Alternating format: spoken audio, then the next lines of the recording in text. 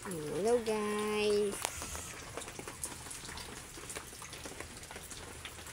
Dito na naman po tayo ngayon guys. Katatapos lang namin magwalis ngayon guys ng aking hipag at tita. Tignan nyo guys ang aking paligid. Napakalinis na ngayon guys.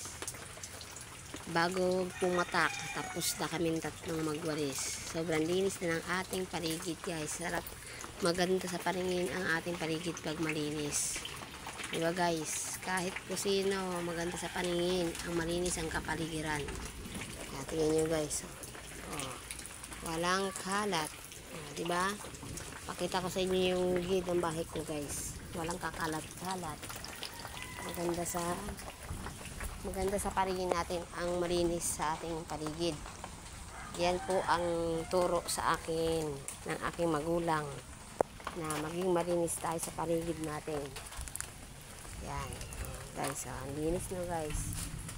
Tayo ay naglinis ng paligid. Oh, yun, di ba?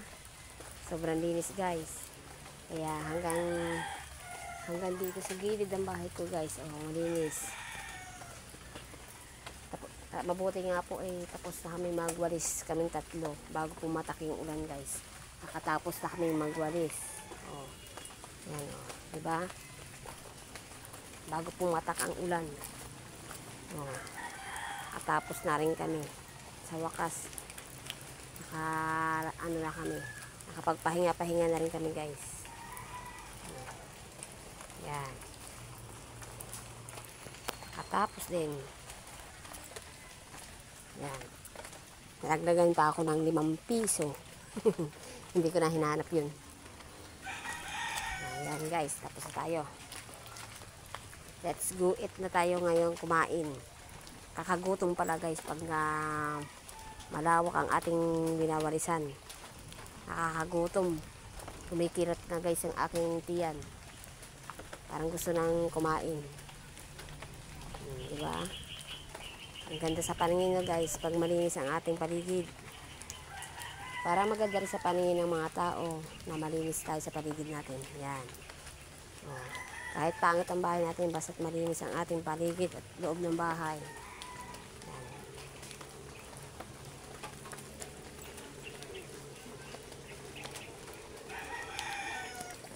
Habang nagwalis kami guys, yung aking pinsan ay naglalaba.